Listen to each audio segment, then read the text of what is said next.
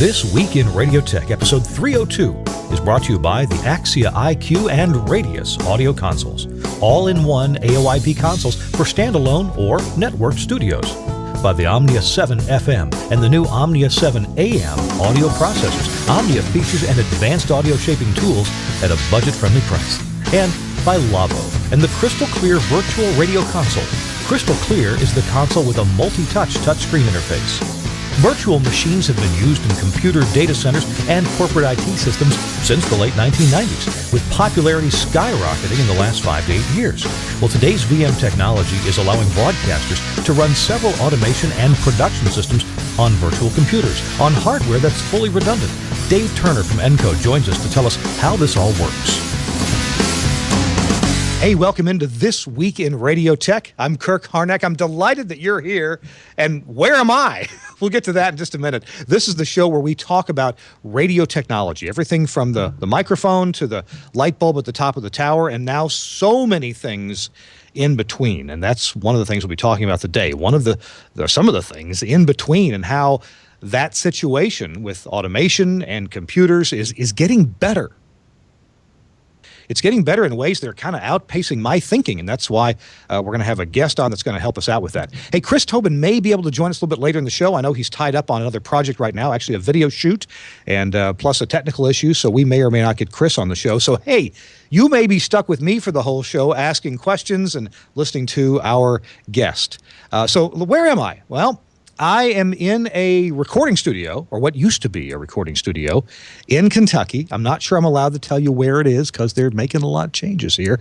Where I'm standing is eventually going to be a new control room for the performance space that's behind me.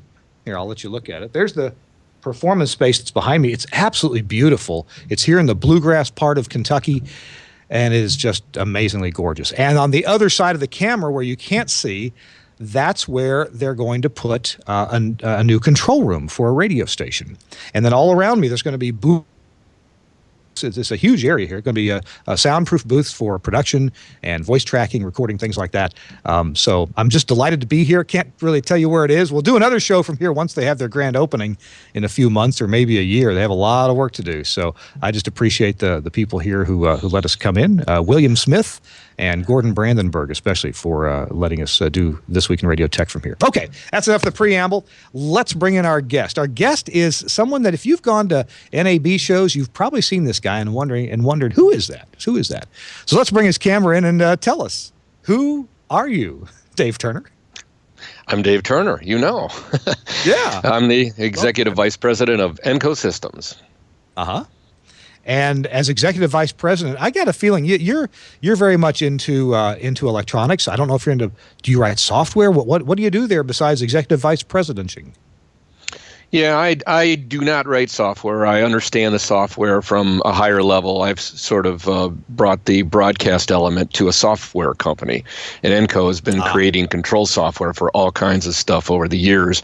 But I'm the broadcast background that has figured out how to interpret what broadcasters need and communicate that to the programmers to create the kind of products that we have created that make everybody's life easier in the broadcast industry. Okay. So when there are changes in ENCO, in DAD, I guess, or new features, or maybe whole new directions, which is what I think we're going to talk about today, you are a lot of the brainchild or the leader behind those kind of those initiatives. Yeah, we've got plenty of people in the company now that have bright ideas. And originally, in the beginning, I brought the baggage of my background in broadcasting to help us develop things. But we've got a lot of people involved now. But yeah, I do sort of lead the charge because I'm still a guy that has got I have 40-some plus years in broadcasting, and you really have a passion for what goes on in broadcasting. And I consider myself an engineer. I mean, I am an engineer. But that's, I think my title is better explained as Vice President of Engineering. I make things go. I kind of, look at things from a broad perspective and figure out all the pieces that have to be involved and kind of explain how the pieces have to intermingle and then, try and communicate with the various people involved on how we have to make that piece that doesn't exist right now and stick all this stuff together to make a fully functional system. So, Dave, I'm going to do here what they call the tease, because we've got a sponsor, someone who makes the show possible to talk about in just a moment. But at the NAB show, I kept hearing this word virtualization, and give us just a little appetizer, whet our appetite for what you're going to be telling us about in terms of virtualizing radio. Yeah. Okay. Well, virtualization is it's where you take what would normally be a physical workstation, a PC that's a box of hardware, and you're running an operating system on it, and that's kind of what a person using a digital system these days has in front of them. They operate on that PC, but those things are scattered all over your facility, and there's issues that come along with having these distributed things all over the place. Virtualization is taking all of those PCs and sticking them inside of one box, where you just have a very heavy-duty server platform with lots of processing power, and then you're able to run things in a way using a component that allows you to create objects inside the operating system that are these PCs. They all live as a hunk of memory inside this one giant processing box. So you're able to, put all your eggs in one basket, and to do that, you want to make the system very redundant. So, that's something we've done with this. But there's a lot of advantages to doing this, and I guess that's something we're going to talk about as we get further into the show here. Cool. That some of those ideas scare me a little bit as a guy who grew up with individual PCs everywhere. So I want you to describe how these things work, and even a little bit about Hypervisor or VMware. These things. These I've played a little bit, but not much. So that's coming up. I want to know a little bit about the underlying tech, and also about, of course, the benefits and any possible downsides to broadcast engineers. We'll get to that. Our show, This Week in Radio Tech, episode 302 with Dave Turner, is brought to you by the folks at Axia, and the Axia console known as the Radius console. The Radius console is a beautiful. I mean, I own several of them. A beautiful little console that has LED VU meters. They're easy to read. It is an 8-fader console, and you plug it into either of two different multi-purpose engines, either the Core 16 or the Core 32. Now, what's the relationship? How does these things work? Well, the Radius itself, and by the way, the show that you're listening to or watching right now, the audio is being mixed by a Radius console. Dave is hearing a perfect mix minus for his audio. I'm hearing a perfect mix minus for my audio. And I got to tell you, in the world of podcasts, where a lot of podcasters use Mackie or Behringer mixers, and nothing wrong with those, but hey, if you want to create a mix minus on a Mackie or Behringer, you kind of really have to know what you're doing. And if you want to create more than one or two, it can be a little difficult, because those consoles typically don't have a lot of buses unless you buy a bigger one. So what the Axia consoles do, include the Radius, is they create automatic mix minuses. Automatic for every single fader. Every fader coming in can get its very own mix minus feed. And that's one of the huge benefits. So if you bring in telephone callers or people on a codec or even by satellite, or if even just creating a backfeed for talent in a different studio or in your own studio, everybody gets exactly in their headphones what they're supposed to get. Now, of course, all the mixing is done totally digitally. Everything is preserved. There's no loss from thermal noise or resistor noise or op-amp noise or anything like that. It is all just as quiet as can be, with fantastic headroom and a very low noise floor. So what does it look like, physically? Well, there's the Radius console itself. That's the surface, and that'll sit on your desk. It's connected to this thing that we call the Core, that's spelled QOR because it's cute, Core 16 or the Core 32. Now, there's a CAN bus cable that connects those two together. It's just a 6-conductor cable, or is it 8-conductor? I always forget. Anyway, it's got a few conductors, carries 48 volts and high-speed serial data to and from the surface. So the instant response is just instantaneous. You move faders up and down, you push buttons, bam. The function just happens quicker than you can possibly imagine. Then the Core 16 or the Core 32, here's what the Core 16 is. The Core 16 has 2 mic inputs. It has a number of analog inputs, and I forget exactly, it's either 8 or 10 or so analog inputs. It's got some analog outputs, and then it's got an AES input and output. Here's what else exists on the Core 16. and the Core 32, there is an Ethernet switch built right in. And it's an Ethernet switch that's already pre-qualified for Livewire. It means it's also pre-qualified for AES-67. That's built in too. So you put a Core 16 with your console, or you upgrade to a Core 32, which has double the amount of inputs and outputs. So 4 mic inputs and something like 16 line inputs and 20 line outputs, and 2 AES in and out. So that's all built in, plus the Ethernet switch that's built in. And by the way, 4 of the ports on the Ethernet switch provide PoE, power over Ethernet. That means that you can get like a Telos phone, like a VSET 6 or VSET 12, and just plug it right in. No power supply needed. Just plug in the Ethernet cable, and power and control and data and audio just plug right in. Go over the same thing. Set the IP address on the phone, and bam, you're done. So check this thing out. It's an amazing little console. There's actually a whole series. There's the Radius. There's the IQ console, which has expansion modules available for it. And then there's even smaller consoles, the Rack and the Desk. And then, you go up to the big consoles from Axia, the Fusion and the Elements. It's a whole range. I've got some Radius consoles at my radio stations. Love them. And also some Elements. Well, now I've got 3 Element consoles at my stations. And there's almost 7,000 Axia consoles out in the world. So people are trusting them and loving them. Check it out at telosalliance.com and click on the Axia button. Thanks, Axia, for sponsoring This Week in Radio Tech.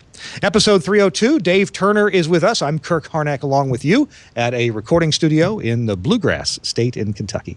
All right, Dave, you alluded to this thing of putting lots of PCs into a bigger cabinet. Now, I saw something at the NAB show that looked pretty impressive. I'm not sure where to start with this conversation, so maybe, if you don't mind, Dave, could we maybe start with the tech? I grew up with individual PCs, and frankly, at my radio stations, I still have individual PCs, probably too many of them, and I'd like to someday look forward to doing some virtualization. Help me get over my fear over virtualization. What know about the whole concept? You already have, I'm sure, a certain amount, because virtualization, what we're talking about here is really just an extension of what's already happened in our OSs. The Windows operating system allowed you to have individual windows of things that are going on, whereas, previous to those types of operating systems, like back in the DOS days, you basically had one thing running on your computer. That's all it did. But, so we were able to come up with these OSs that have task schedulers that are able to take multiple things that need to run and schedule them all to run on one piece of hardware. Ultimately, in a physical PC, there's just one line of code that's going through at a time. There's only, one thing being done at a time. It's just a lot of them are being done, in sequence, and something is figuring out, where all those pieces of information go back to the threads that are putting all that together and making these multiple applications on our screen do what each one of them is supposed to do. Virtualization is extending that to the next level. Okay, so now we've got all that stuff going on inside this one PC. Well, all that is a collection of memory and things that are stored on a hard disk. And so what do? You capture all of that as a hunk of memory and stuff that's on a hard disk, and then you stick it in a place and have another higher level scheduler called the Hypervisor, which is now looking at multiple containers that are these workstations, but you can just think of them as another application that's running. But now it's a whole workstation, which is also running multiple applications. And so this higher level hypervisor now figures out, who's going to get the processor at any particular time. And so it's just one giant scheduling problem that goes on in this stuff. But, they've figured that out. Sounds like Windows just fired up somewhere. And yeah. So it's listening, I guess. we might have better luck if we were running all of the Skype machines at GFQ on a big server on virtual machines. Wait, Dave, you said something early on in what you just said there that absolutely opened my brain to this concept, and I thank you for it. Here's what you said. You related it to, hey, I'm running Windows, and actually I tend to use a Mac nowadays. And of course, I've got a Chrome browser running with, I don't know, there must be 20 tabs open. Of course, I'm running Skype right now. And actually, at the moment, that's the only two things that I'm running that have Windows. There's stuff running in the background, but of course, we have operating systems that run multiple programs at the same time. Well, duh. Okay, now you've helped me relate that concept into, well, then now you have a bigger kind of an underlying OS. You said the hypervisor is that Microsoft's word for it, hypervisor, or is that a generalized term? Well, hypervisor is a general term. Microsoft's version is Hyper-V, and Hyper-V. There's VMware. There's a number of hypervisors, but the word, it's like supervisor. It's the guy that is scheduling everything, making all of it come together. And so it's the big scheduler, the scheduler that is now parsing out time slots for these different virtual machines, each of which is a multitasking OS all in itself. So it's just a huge scaled up set of multiple applications running. Well, that's making more sense now. That this hypervisor schedules a number of different OSs to run, and each of those could be running, several programs. And you reminded me of the DOS days when, we'd run a program and then close it, and then open another program and then close it. Right.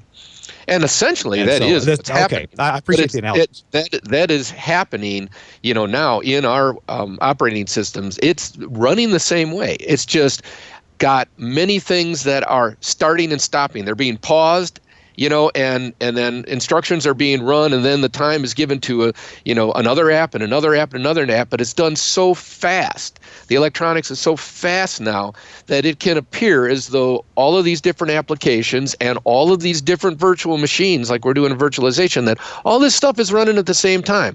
But it really isn't. At any slice of time, there's only one set of instructions that are getting, executed. And it's all about scheduling it all and getting all the data into the processor to do the number crunching and then giving back to whoever needs it. And that guy doing the compute is just sitting there working his butt off. And, everybody looks like they got complete control of their own destiny, but it's all running through one hunk of hardware. Now, at the NAB show, you guys showed me this box that was running ENCO 1, and we'll get to talking about the philosophy of ENCO 1 in a few minutes. But you pointed out, I thought, well, here's an expensive piece of hardware, and then I found it wasn't all that expensive. It was, it's not cheap, but wow. And I'm thinking about, hey, at some of my radio stations, I buy refurbished Dells. I'm putting an automation on it. I'm running it. And I'm thinking, each of these is kind of a cheapo machine. And then I saw this box and started realizing, well, wait a minute, I know that there's high quality hardware out there. You can get hardware with dual redundant power supplies. And I think this box I saw at ENCO even had, am I mistaken, you had actually 2 processor boards. If one died, the other one would work. Is that what I saw? Oh, yeah, it's even more than that. I mean, our philosophy behind virtualization is it only makes sense if you make the environment redundant. Because if you're going to put all your eggs in one basket, you don't want that basket to break. It's very, very, very important that everything be fully redundant. So we've found a hardware platform that's been utilized out there by governments and banks and financial, like stock exchange and even in casinos and stuff where, there's very important data being handled, nonstop, and they just simply cannot go down. And so we found a hardware platform that is fully redundant through and through. Every subsystem has redundant components, and it comes in a frame that really is not very big. You alluded to this big machine. Well, it's only 4 rack units high. You're right. It's 4 rack units high, and it's deep. It's maybe 30 inches deep. But within that, you basically have the hardware complement of 2 complete physical servers. But it doesn't really run as 2 complete physical servers. It has, 2 removable units called CRUs, customer replaceable units, and each one of these has its own complement of, processors and RAM and network interface cards and disk drives, and so all of these subsystems can support operation just with one part of this, but there's 2 of them. And then there's a a layer called the automated uptime layer that lives somewhere between the BIOS and the operating system. So it's interesting. I'll explain that part in a minute. But anyways, this layer is able to keep tabs on every subsystem, every component of every subsystem. And so what it does is it makes a collection of the pool of resources it has and puts together a complete set of the best resources that are available and then presents that to the OS. So we're installing a Server 2012, a Windows operating system on top of that. And to the system, it just looks like one server. There's no complication of, separate servers and interconnections and all these different things. I mean, when you look at that server, it's one server OS. But the hardware takes care of itself. If any component dies, it gets replaced immediately by the automated uptime layer. And in addition to that, something that's extremely cool about this kind of technology is since you've got one set of specialized hardware that you're keeping track of, you can keep very good track of it. And so this system has a full alarm functionality that if any component fails, not only does it replace it and you go on without missing a beat, but it sends an email to the client, to us here at ENCO, to the manufacturer and their support team that's on call or on the phones 24 hours a day, and it sends along information as to what it was that happened, and it starts a chain of events where, depending on what it was, it gets evaluated. If necessary, the factory can remove logs from the system remotely and determine exactly what the problem is, and they ship you out the replacement part the next day. And the whole system is built in such a way that you don't have to be an IT genius to do anything with this. You get a replacement part with the instructions that you pull this piece out and put it in. And if it's a disk drive, it's just you pull it out and you put it in, and that's it. It's not like a lot of systems, even good servers, where if you lose a drive, you don't just put a drive in. You got to format it, you got to set it up and make it part of the array and have it rebuilt and all that stuff. This all happens automatically with this platform, all the way down to, if you have a processor die, they'll send you the entire physical crew. That's the processors, the RAM, the cache, and all the drive bays and the backplane and everything.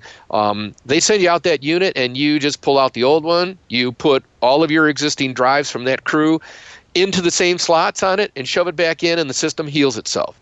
And there are monitoring utilities that let you look at it, and you can see the health of it, and you can know at a glance, a very simple glance, you open it up, and if there's an exclamation point, it tells you it's got pain somewhere, and you can just keep clicking down the exclamation points to find out exactly what it is. But before you even get to that, the thing has probably sent you an email and told you exactly what's wrong. Exactly what's wrong. So it sounds like you guys at ENCO have found this manufactured thing, and it fit really well into your idea for multiple stations running multiple automations, and you felt this is a perfect match for broadcasters. Right. Is that how you? What was your journey in finding the thing that you needed for virtualization? Well, we started off trying to build the best server technology that was easy for people to use. And we've been fans of redundant servers since the 1990s. Back in the early days of DOS, we used to build SFT level 3 Novell servers, system fault tolerant Novell servers that were kind of this concept where you had two sets of hardware and you had a special flavor of the OS that allowed you to mirror all the hardware. That was back in those days, back in the DOS days, that was a better server technology than what we moved into with regular Windows servers, mainly because that type of mirroring was the only thing that we had come across that in our operations with audio could survive some kind of failure and maintain not only playback but recording. Recording was always very sensitive to component failure in a server, because basically, if your stream gets interrupted, then, you get the little nebulous message from Windows saying delayed write error, you're going to have data corruption, blah, blah, blah.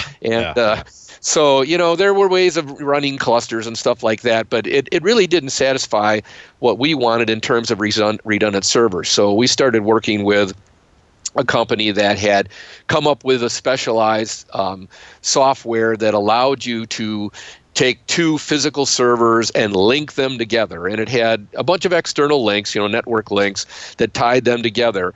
And it ran on Zen server, which was a very nice OS to support virtualization. And basically what you would do is you build this thing up to be super redundant, and then you'd create a virtual Windows server in it, which was the server for the system. And now we were back to the point where you have one server that the whole system runs off of, and it just looks like one server. But you have a system underneath it that's playing games and always putting the right complement of hardware together so it doesn't go down.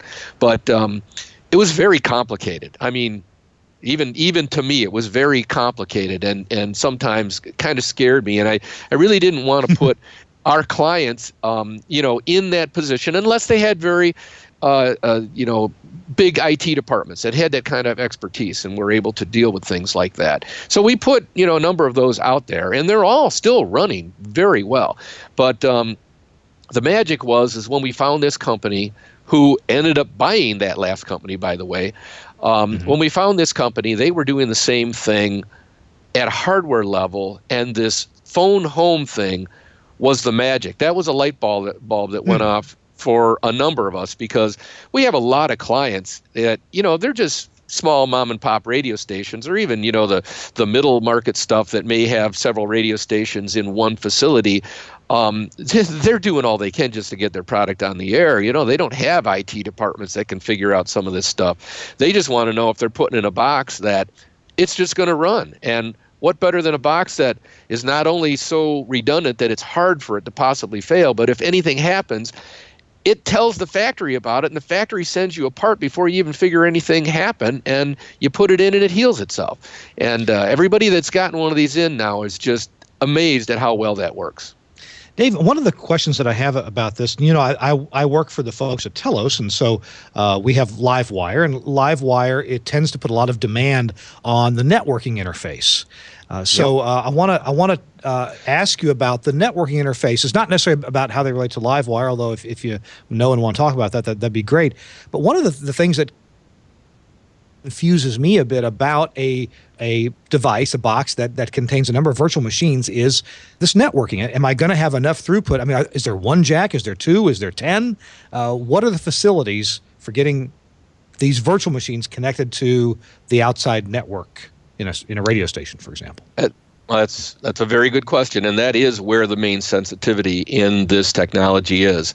The audio over IP, Axies, LiveWire, and many of the other schemes, another one we work with a whole lot is Wheatstone. They work very similar, all of these schemes. Yeah. And particularly those two rely on a multicast mechanism to be able to take the channels from all the different associated devices and put them into a cloud, and then allow people to grab what they need with their, routing matrix programs. And it's, just brilliant technology. But that is something that we ran into early on in what we were doing in virtualization.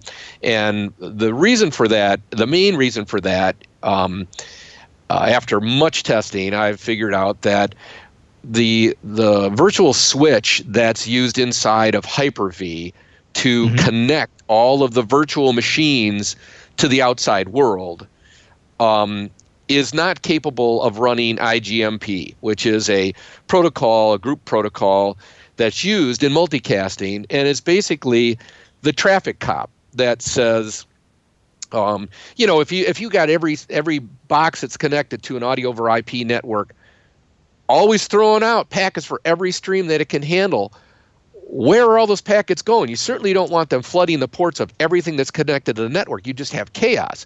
So in the central switch for that audio IP system is a traffic cop that basically lets all the packets come to the switch, to the port on the switch where it's coming in, and then it drops it. It doesn't go anywhere, but it waits for somebody to request it. If somebody requests it, then it will forward that port to that other port, and it doesn't flood all the rest of the ports. So it's a fantastic mechanism. It's what makes these big systems work and gives them all their flexibility. Well, you can have problems with that in virtualized environments, depending on the environment. Some environments are different. VMware is different from Hyper-V in Windows. We happen to choose Windows and Hyper-V because we're software developers and we write Windows software, so it was a perfect fit for us. So anyways, there are ways to get around it, and I've done a lot of different testing, a lot of different analysis, and there are about 3 different ways to deal with that, and they can be any complement of what you were alluding to. I mean, how many connections do you have? Well, you can either use one big connection. You've got 10 gig pipes on these boxes, so you can use one big connection, but you got to make sure you set it up so that you're not overflowing that connection with things that don't need to be on there. And so there are schemes to be able to take one big pipe, but divide it into a bunch of pieces and then feed each VLAN into a different piece so they don't see each other. And you send all that traffic, so you got plenty of bandwidth as long as you don't have too many packets coming back, flooding everything from everybody hitting everybody else. So you got this one big pipe, everything goes over to the switch, and then at the switch has the dedicated hardware in it to filter the packets using IGMP, and then only return packets down the pipe that each of the VMs need. And that's one way of doing it. Another way to do it is to have multiple connections. I've even built systems where each virtual machine had its own dedicated physical connection to get out of the box. And that works well also, but it does add complexity. And you'll find out, depending on what virtualization scheme you're using, the connection point, which in Hyper-V is a virtual switch. The virtual switch it's a switch, and it's analogous to a physical switch. But where does it run? It runs on the processor inside the virtualized box. It's just taking more time slices away from what everybody else is doing. So the more virtual switches you create, the more processing has to be dedicated to those, even if they're not doing a lot. And then if they are doing a lot, then where you run into problems is in the interrupt service routines. And when you have, let's say you got 10 machines in a box. Every one of them has 4 channels of audio in and out. Okay, so my 4 channels, I put them on the virtual switch. If I had IGMP, nobody else would see them, and they'd go on to the physical switch. But if I don't have IGMP in that virtual switch, all 10 other guys see my 4 streams going to their input ports. And for each one of those other guys, I see all of their guys, all of their packets coming on mine. And what does that mean? Okay, just to one VM, okay, big deal. But every packet that's coming into me, I've got a virtual NIC connected to a virtual switch that are doing work and have to run interrupts in order to process every packet that hits them. So you're doing like 5 times the amount of work you need to on this one virtual machine just to get rid of the packets and not deal with them. And every one of the virtual machines is doing that. So now you've just multiplied all of the activity, which all boils down to that one set of processors is trying to make all that stuff happen, and you're taking up time slices. So you can either fix it by throwing more processing power at it, or faster processing power, or you just change the game so that you get rid of all the stuff you don't need a different way. You get it out of the box and process it with something that's really fast at doing that. I mean, the gigabit and 10 gigabit switches that we've got in the world today are just unbelievable. And the processing power and their ability to very quickly pass packets, forward packets, and filter packets is just mind-boggling. Why put that on a generic processor inside our virtualized environment? We got better use for that. So you get it out of the box, one of a few different ways, and then external to the box, you filter that out so that you don't overload the audio over IP network. Sounds like still some things are better left unvirtualized. Well, specific designed appliances and others, and other things we can virtualize, like what you've been talking about. Right. Well, it certainly it makes sense to have some physical things left, even inside our box with all of the workstations, everything, and the server all built into one box. That is a beautiful thing, but it is in one box. It doesn't really protect you against an earthquake ripping the room in half and cracking that thing in half. So you always have to have some other kind of disaster recovery involved. And we also recommend that even in a highly virtualized environment, that you have one or two physical workstations left, which can run in a hybrid fashion, and they run off of the server that's running inside, the virtual environment. So all their data and everything is on the server, and it's shared with everybody, like, in any environment. But being a physical workstation, if you need to take the virtual server offline for some reason, let's say there's some major update to the Windows operating system that everything is running on, and it's got to get rebooted, and it's going to take 5 minutes to reboot it. It's nice to have another machine that's synchronized with, your daily playlist or something that you can put on air and cover yourself for 15 minutes while you reboot that system. So you can't just get rid of everything, but boy, I tell you, it's so nice to put everything in the one box because it's so easy to keep track of and maintain. It's all one set of hardware. You don't have things distributed all over the facility in different hard drives and processors and boxes, power supplies and all that stuff, and all this collection of things that you have to keep on hand. You have one set of hardware that you just keep happy, and as long as that's running, everything inside the box is running at full performance. We're going to have to take a break right now. Dave, this is so fascinating. And looking at the computer technology over the decades, it is interesting how we went from mainframes and terminals to then as just more distributed and having power on people's desktops or under the desktops. And then we moved into having power in people's smartphones and tablets. And now for efficiency and because we can put more money into the hardware and make it more reliable instead of having lots of cheap hardware, then it's sometimes making more sense to put everything back in what kind of looks like a mainframe, even though it's quite different than the mainframes of the 1960s and 70s. So, wow, this is quite a journey.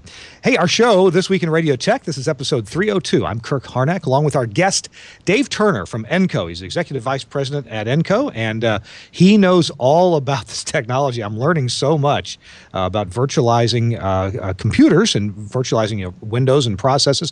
When we come back from this commercial announcement, we're going to be talking more about how the ENCO environment, how their programs and playout systems, play into and working together in a virtualized server like this. ENCO 1 is the trade name that they've given this system, so we're going to talk about that more specifically. Our show's brought to you in part by the folks at Omnia and the Omnia 7 FM processor. And by the way, I'm going to make a little mention of the new AM processor in just a few minutes. But the Omnia 7 FM, this is, if you've been pining over, like I do, I own some radio stations, and a lot of folks are in this position where, hey, we've got a cluster of a few stations, we're in a medium market, or maybe we're a small station in a big market and need to compete. Or maybe you're in a small market and you just don't have the funds to go out and buy a $15,000 audio processor like you want. Well, now there's the Omnia 7. It is $6,000 US list price. Call your dealer and find out your price. But the Omnia 7 is absolutely amazing. And here's why. Leif Claesen, the designer of the Omnia 9, took the very best parts. And I mean, the 7 has got, I would, off the top of my head, I would say it's got 90% or more of what the Omnia 9 has in it in terms of pure processing power and that functionality that you get and the benefits from Leif's algorithms, the declipper and the undo. These are all in the Omnia 7 FM processor. So we got one at one of our stations in American Samoa, and oh my goodness, it sounds fantastic. And I installed it from 8,000 miles away. I've told that story before. The manager put it in, plugged it up. I real quick got into it with an IP address and set it all up, including the RDS generator. That's an option you can get. And it's just amazing. We get such good reports about how the station sounds. We liked it so much. My little radio Workstations, and I'm telling you, I am not a big broadcaster. We just ordered one for our Greenville, Mississippi cluster. If we own stations in a big market and still didn't have the money to buy a $15,000 processor, I'm telling you, the Omnia 7 you're going to be so delighted with. Well, I think we say in the video, you can't afford a 5-figure audio processor, no problem. Get the Omnia 7. You're going to be just delighted with it. Now, for example, the Omnia 7 doesn't have a touch screen on it. That costs a lot of money, and you can control it from the front panel knob, or you can use Leif Claeson's amazing remote software called NF Remote, and it gives you just a real-time, complete look at what's happening inside the audio processor. You can even listen to the processing over the NF Remote software. It automatically determines for you the bandwidth available between the audio processor and your computer over IP, and plays you either linear audio, really high quality if you've got a great bandwidth connection, or it'll choose a psychoacoustic compressor, audio codec to play audio to you. You can still get a feel of the audio texture over that method. So many benefits, and I got to tell you, driving today I took a long drive, and I was really disappointed how many stations still don't have RDS data on them. How many FM stations? And a few stations, do have title and artist. This is just the drive I took. Hey, if you're in LA or New York, I mean, probably, most every station's got it. Chicago, big cities. But in small town, middle America, I'm just really surprised at how many stations are not yet putting RDS on. Well, if you get yourself an Omnia 7, for just a little extra money, you can get a built-in RDS generator. Get that turned on, and you can instantly get your call letters and your slogan there on all the radios that are listening to you.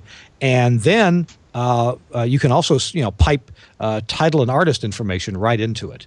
That's so helpful and such an easy technology to implement. So check that out. The Omnia 7, and now the Omnia 7 AM version. All of Leif's fantastic audio treatment algorithms go into the 7, and then you get the things for AM, like 150% positive modulation, if you want to do that.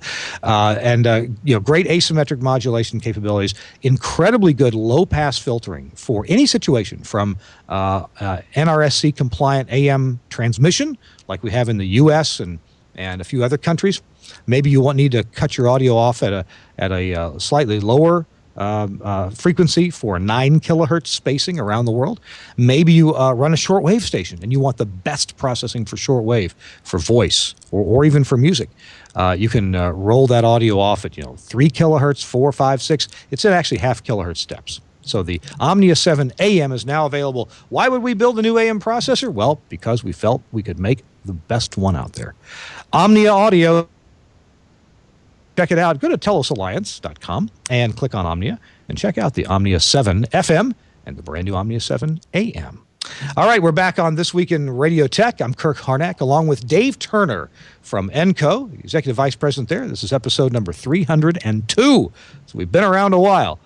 Dave, you're telling us about this virtualization, and I have learned so much, and I'm feeling better about it now. You've got me okay. I do this on my Mac. I run Parallels to run Windows on there, and it runs amazingly well. So I guess I shouldn't be such a chicken. So let's talk about virtualization. Yeah, I know. Let's talk about. And by the way, I can get the networking to work really well with that. I've even using a gigabit NIC plugged into the Thunderbolt connection. I can make Windows talk right to a LiveWire driver and get LiveWire in and out of my virtualized Windows machine. That works fine.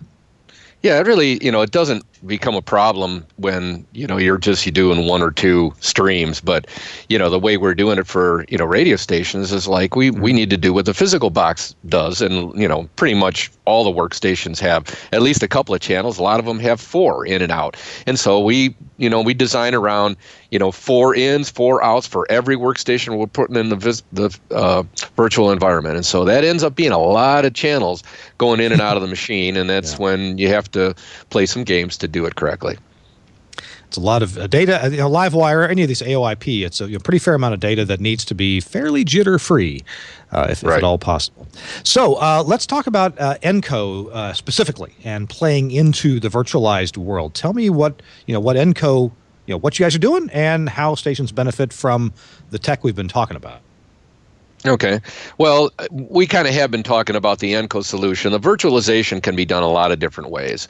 And, one common way that it's done in the corporate IT environment for, Office PCs and stuff like that is you'll have, racks of servers, and they will just be supporting lots and lots and lots of virtualized workstations, and so they'll be built in clusters, and there's a whole different arrangement to that, but it's quite complex, it's very flexible, and it's all about management. This virtualization is all about management of the computing power that you need, and trying to put it into a package that is standardized and organized and categorized, where professionals can slice it and dice it however they need to supply the computing power to the office workers.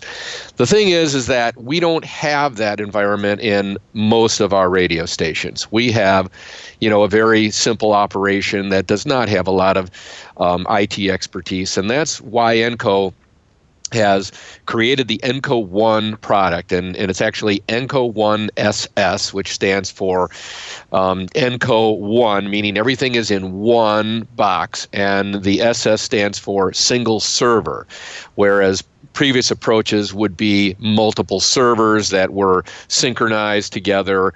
This is that special layer I was talking about that lives below the OS. So you only see one server, and everything else, is connected to it or living inside of it. And we've made a package that's very easy for somebody to use and maintain, and it takes care of itself. And then to the people that are in the studios doing the work, it doesn't look different at all. It looks exactly the same. There's no functional difference. What is nice is that you've taken all of your assets, the important things, and the important work that's being done on your workstations, and you've put them in the rack room in the back where they belong, in a environmentally controlled room that there's no people walking around with coffees that are going to spill it into the computer or mess up the control panel or anything. Everything is very well protected and runs whether you have a control point or not. I mean, everything that you need is in the one box and running whether you're looking at it or not. So out of the studio, you run little thin clients, it's like a KVM extender on steroids, but it runs over IP and basically runs a remote session that talks to that hunk of memory living in that box that represents the workstation you're talking to. So that thing is what's in the studio. And while it puts the image on the monitor that you're used to seeing, and has a keyboard and mouse and touchscreen and everything just like it always was, it's just a dumb terminal. And if it doesn't make any noise because it's fanless, so that's nice. It doesn't generate a ton of heat, so you've taken that out of the equation. But it is a dumb appliance, and if you should dump a coffee right into it and it dies, nothing happens to the product on the air. It just keeps doing what it's doing because that piece of equipment is back in the other room. And in fact, if something like that happens, if you lose a control room, you can easily get another thin client, plug it in and fire it up, and then come right back into the session, and you really haven't lost anything. But what's so cool about this whole environment is, since all of that stuff is living in that one box and we're connecting to it remotely, we can connect to it from wherever we want. If we want to get up and move to a studio or a control room that's on the other side of the building, all we got to do is go over there and open that session up from there, and now we're controlling that same machine from a different control point. And with the audio over IP flexibility and some cleverly created salvos, you just hit a button and boom, all your audio sources are now on the console that's in front of you in a different room, and you did that while you were on the air doing the show. So it's unbelievable flexibility. And, if you don't mind, help me understand one question. I saw one of these thin clients, and I have zero experience with thin clients. I saw one that you guys had at the booth. You may have had more than one, but one was pointed out to me. And my only previous experience with them was at my wife's work, and they had some thin clients. And these were, honestly, they were slow and pokey, and the video was kind of crummy. And I don't think that'd be acceptable in a radio station nowadays. Tell me about the thin client, a little bit about the tech, and when I turn it on, what do I have to do to get hooked up to the right thing that I want to get hooked up to? Well, they've come a long ways. I mean, yes, they used to be pretty pokey because they had very tiny processors in them. Processor technology has come a long way, so all of these things are running decent processing power now. And also the protocols have improved. The remote desktop that Windows has brought along is quite good now, and you can do a real high quality remote session via RDP, and that's what we happen to be using with our virtualized environment. But there are some thin clients now that are actually running a Windows operating system, like an embedded Windows operating system, and so they have graphics capability and everything built into the chip that's in this little thin client, and so you can get very good graphics. I mean, there's still a ways from being like full gaming quality, but I mean that's not what we're doing in radio. I mean we just need to see the things we need to see, and so this I think this is a very practical application of this, and the benefits really outweigh the small performance issues. And we've done all kinds of tests where even running some of our low end thin clients, we will routinely open up like 4 playback machines, all of which have VU meters and counters on all the buttons. So there's all this graphic stuff going on, and have record machines going with VU meters and countdown timers and all that. So you got a whole stack of these things on our application. Then you open up a web browser and you open up CNN and ESPN and a few browsers with video and animated banners and all this stuff going on, and you would think that's what would all fall apart. But believe it or not, these things are good enough to handle that kind of activity. And you can get into situations where some of that stuff can have issues or cause latency issues in the audio, but that really means that there's something not designed right somewhere else in the system, and either your audio over IP network isn't laid out right, or you've got a switch that you're overflowing the buffers on the switch or something like that. The power of the individual boxes and the virtualized environment is all good enough, and the networking technology is plenty good enough to make all this stuff work very well. So needless to say, when ENCO delivers a system of multiple automation systems and multiple VMs and then multiple thin clients out there in control rooms or offices, you deliver it without these problems. It performs perfectly well. The client's impressed. Yeah. Oh, absolutely. Well, I won't say there aren't any problems. I mean, it is new technology, but typically when we put one of these things in, we show up with this one box. Actually, it gets shipped on site, and the client normally has it mounted up in a rack before we get there. But as soon as you fire that box up, all of those workstations are ready to go. And there's usually some period of time where we synchronize the data from the old server to the new one, but then if you've set this up so that your audio over IP has enough room to support all the new channels you're bringing in, you just bring in all the new channels and everything's ready to go, and you can cut this thing over in a matter of hours and move multiple on airs into this box and production facilities and everything, and it's very slick. And then basically at the end of the day, you got a 4 rack unit box that's replaced 2 6 or 7 foot racks next to it. That is equipment that can come out. So it's. Let's say that you're using this. I very much live in the audio over IP environment. What if you want an ENCO 1 to work at a facility where you're doing some kind of TDM networking? So I'm looking for analog or AES inputs and outputs. How do you get that in and out of an ENCO 1 system? Well, you buy some Axia nodes or Wheatstone blades or whatever. I mean, you have to have audio over IP going in and out of the box. There are some flavors of virtualization that let you share hardware resources where you could actually put an audio card in the server and then let virtual machines share it. But it's complicated, and it gives you a single point of failure, which is something that we don't really want to go down that. We're trying to make every piece of this fully redundant so that there is no single point of failure. And audio over IP is just so flexible and is certainly the way to do this. So, it is totally conceivable to integrate it with existing AES and analog audio. You just have to take the first step into the audio over IP environment, and then you've got a great upgrade path. As you replace some of that older stuff, all you do is just add a few more audio over IP components, and you don't really have to pull any more wires. I mean, it's just a beautiful thing to have this, switch-centric Cat5 delivered audio, which not only is the distribution, but it's all the routing too, all in one slick package. Gotcha. Dave, we are running up to close to being out of time here. Got one more sponsor to talk about. When we come back from that, I know we haven't had time to cover everything, but I got to ask you just at the end of our show here after the commercial, I got to know about that big honkin' Simpson meter that's behind you, that's been peeking out from behind your chair. So maybe when we come back, you could show that to us, okay? Okay, well, that's so I can read it. Yeah, okay. Hey, our show, episode number 302 of This Week in Radio Tech, is being brought to you by the folks at Lavo. Lavo makes big audio consoles. You may be familiar with those or have seen them somewhere, trade shows or in an installed venue or a TV remote truck. But they also make some radio consoles, and one of them, of course, is the Crystal Clear. The Crystal Clear uses the Crystal engine. That goes in a rack. It has mic inputs, line level audio, analog inputs and outputs. It's got some AES EBU on there. It's also got a network jack on it. Of course, everything nowadays has a network jack.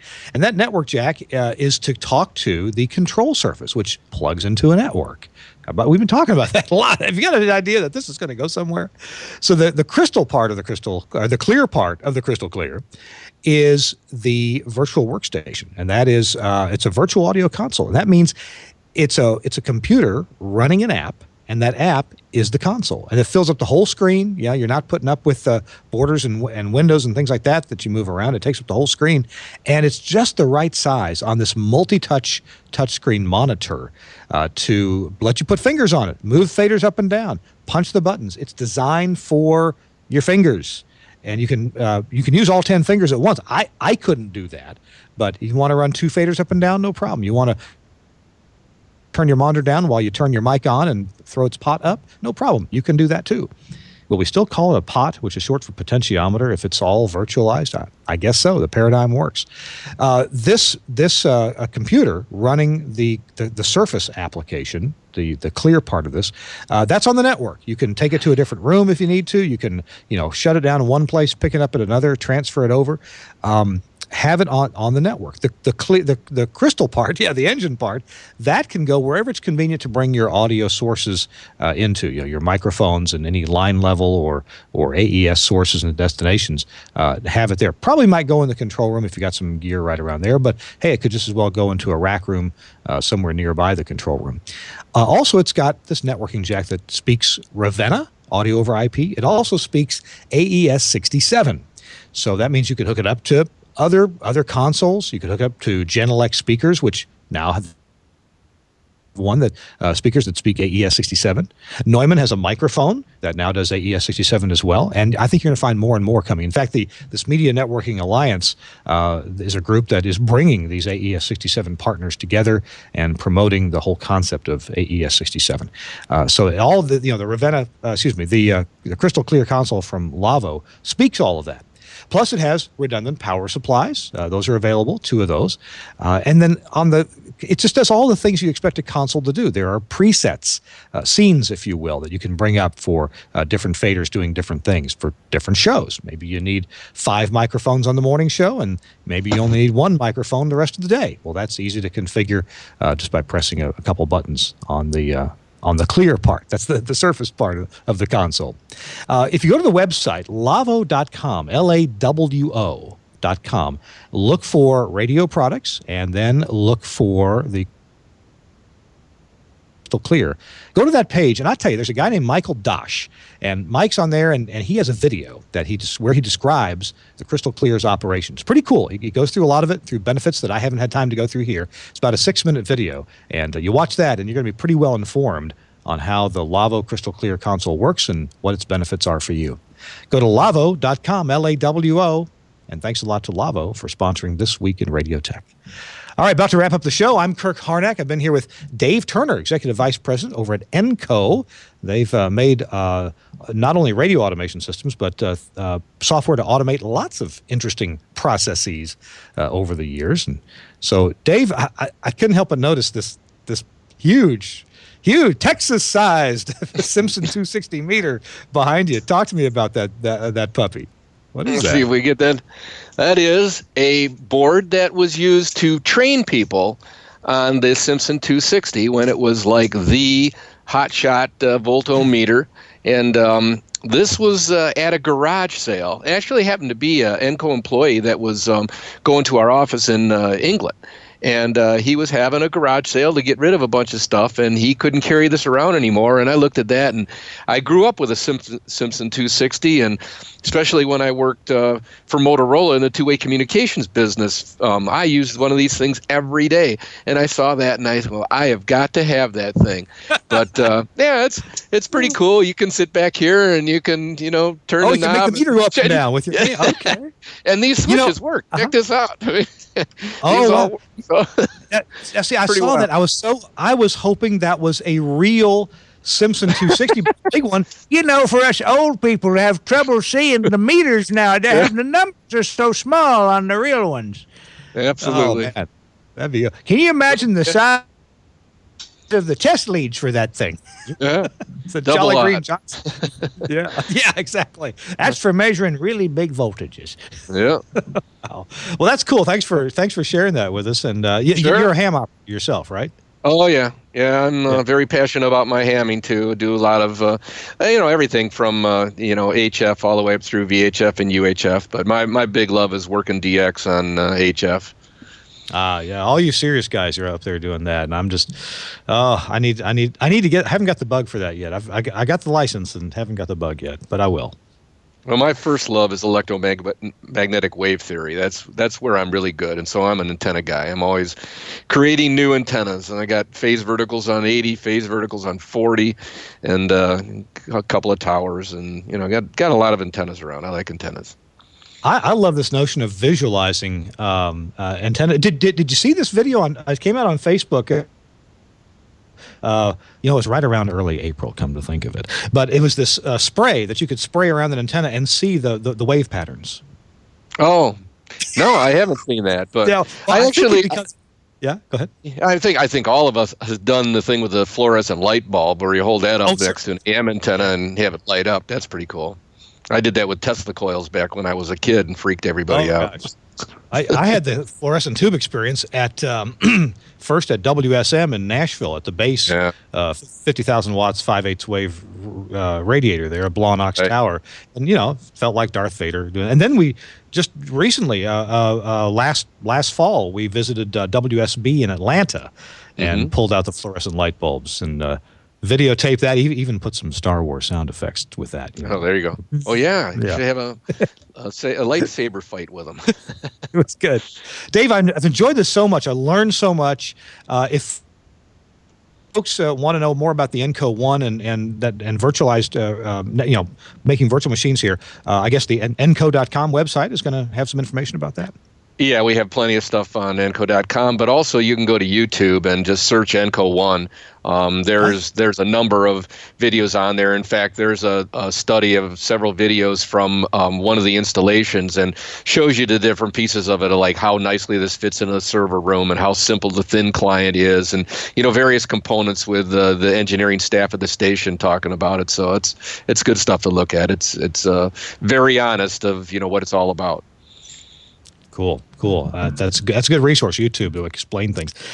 Dave, thanks so much for being with us. I appreciate you taking a good hour and a half out of your day to talk to us about virtualization and ENCO's part in that. Thanks very much. Very good. Thank you very much. All right. I'm Kirk Harnack. Chris Tobin, we couldn't get him on today. Sorry about that. He'll with us, I'm sure, next week. But glad to have Dave Turner joining us. We'll be back next week for another episode. I want to thank our sponsors. First of all, the folks at Axia and their line of AOIP consoles. Omnia and the Omnia 7, the new Omnia 7 AM joins the FM in that line of very affordable and yet very powerful and fun audio processors. They sound great. And also the folks at Lavo with the crystal clear audio console, multi-touch touchscreen monitor that lets you control it there. Thanks to Suncast back at the studio for working through the problems, getting them solved, getting our show on the air. Really appreciate that. And Andrew Zarian, founder of the GFQ Network. We'll see you next week. Tell your friends about the website, This Week in Radio Tech. We're on Facebook. We're on Twitter as well, so we try to let you know in advance every day about the show and what the topic is, so you can be reminded to tune in. And also we have links that you can click so you can subscribe to the podcast, either video or audio, and get that to download to your podcast aggregation program so you can enjoy it in the car while you're going to sleep, whatever it may be. We'd appreciate you doing that. I'm Kirk Harnack. We'll see you next week on This Week in Radio Tech. Bye-bye, everybody.